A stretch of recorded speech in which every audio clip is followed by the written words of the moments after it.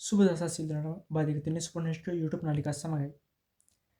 අද මෙම වීඩියෝෙන් අපි සාකච්ඡා කරන්න බලාපොරොත්තු වෙනවා ඇමරිකන් ජනාධිපති ඩොනල්ඩ් ට්‍රම්ප් විසින් යුරෝපයේ ඇතුළු සියලුම රටවල් වලට පැනවූ තීර්පු සම්බන්ධව.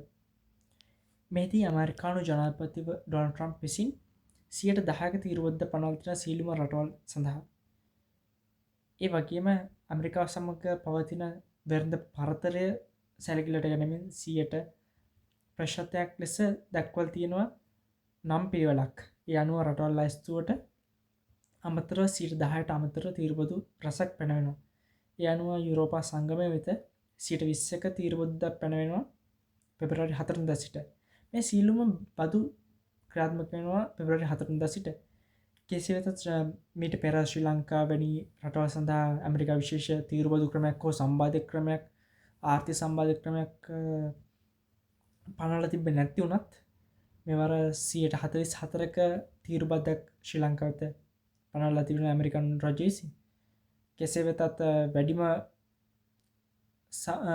සම්බාධක වෙන තීරුබද්ද පනවලා තින්නේ කාම්බෝජයට 149ක් වන බවත් චීනය වෙත 134ක තීරුබද්දක් අය කරනවා.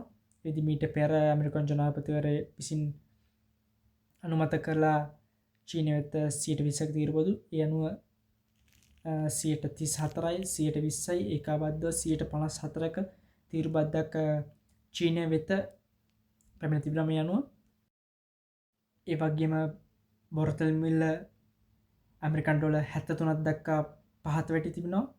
තවද ඒ වගේම චීනය, ජපානය, දකුණු කොරියාව, ඕස්ට්‍රේලියාව, ශ්‍රී ලංකාව, යුරෝපා සංගමය රටවල් ඇතුළු බොහෝ රටවල් රැසක මේ වෙද්දී කොටස් වෙළඳපොළ 2%ක් 5% අතර ප්‍රමාණයෙන් කඩා වැටි පවතිනවා. කෙසේ වෙතත් වීයට්නාමයේ කොටස් වෙළඳපොළ 7%කින් මේ වෙද්දී කඩා වැටි ඇති බව තමයි වාර්තා වෙන්නේ. ඉදිරියේදී අපි බලමු මෙම තීරුබදු සඳහා රජයන් ගන්න ක්‍රියාමාර්ග මොනවාද? ඒ සඳහා ඇමරිකානු රජයේ ප්‍රචාරය කොහොම වේද? ශ්‍රී ලංකාවත් මේ වෙද්දී දැඩි අපහසුතාවයක ඇති බව තමයි වාර්තා වෙන්නේ. එයට හේතුව කිව්වොත් එම ශ්‍රී ලංකාවේ ඇඟලුම් නිෂ්පාදන බොහෝමයක් ශ්‍රී ලංකාව විසින් අපනයනු කරන්න ලබන්නේ ඇමරිකාව වෙත 125ක් ප්‍රමාණයක්. ඒ හේතුවෙන් මෙම 144ක තීරුබද්ද ශ්‍රී ලංකා ආර්ථිකයට දැඩි මරු පහරක් ගෙන බව තමයි වාර්තා වෙන්නේ. කෙසේ වෙතත් මේ වෙද්දී වාර්තා වෙන තොරතුරු සහ විශ්ලේෂණ වලට අනුකූලව අපිට කියන්න පුළුවන් ශ්‍රී ලංකාවේ දළදේශ නිෂ්පාදනයේ 2%ක් 5% අතර ප්‍රමාණයක් කඩා වැටීමට මේ විශේෂම හේතු වීමට ඉඩ ඇති බව තමයි අපිට කියන්න තියෙන්නේ. අපි තවත් විශ්ලේෂණාත්මක තොරතුරු සහ තවත් අමතර කාරණා රසක් ඉදිරියේදී වීඩියෝ එක අපි ගෙනෙන්න බලාපොරොත්තු වෙනවා. ඒ විනාඩි 10ක පමණ දීර්ඝ වීඩියෝකින් සමස්තය විශ්ලේෂණය කරලා අපි යන්න බලාපොරොත්තු වෙනවා. හැමදාම සුබ